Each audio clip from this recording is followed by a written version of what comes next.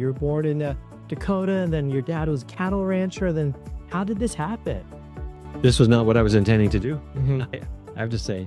But what really got me going in a better direction was not growing up in North Dakota and eating meat and all that kind of stuff. It was one day the year before I went to medical school, I had a job working in a hospital in Minneapolis, and my job was to work in the hospital morgue.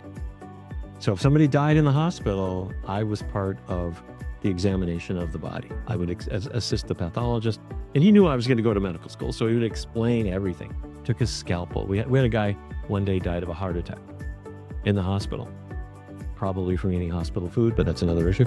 Anyway, so he took his scalpel and he made a cut in the skin on the body, pulled the skin back, and there were the ribs.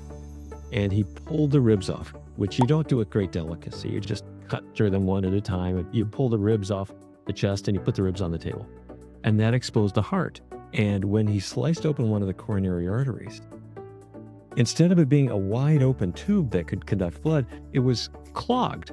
And he said, "That's plaque. That's your bacon and eggs, Neil." And I thought, good grief, what are we get to see? And so this was normal atherosclerosis,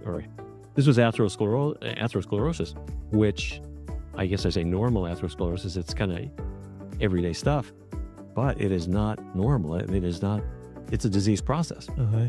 And then we looked at the arteries to the kidneys, and they had the same disease. And the arteries, the carotid arteries flowing to the brain had the same disease process, these atherosclerotic plaques. So, end of the exam.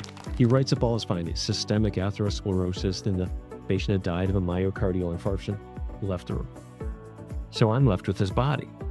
And so I had to clean up, and I put the organs back in the body, and I took the ribs, put them back and tried to fit them with the other ribs, and I sewed up the skin, and it was about 2:30. It was a long exam. I went up to the cafeteria. I said, "I know it's late. Any chance you have anything to eat?" "You're in luck.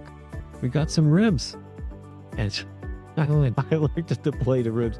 It's not funny. I got to say, it looked like the body. It smelled like the body. Uh-huh. And I realized this is a body. And I couldn't eat it. I didn't become a vegetarian on the spot, but I could not eat that. And it sort of planted this seed in my thinking. And so then later on, I went to medical school. I started learning about these connections. And more you learn not just about what causes heart disease,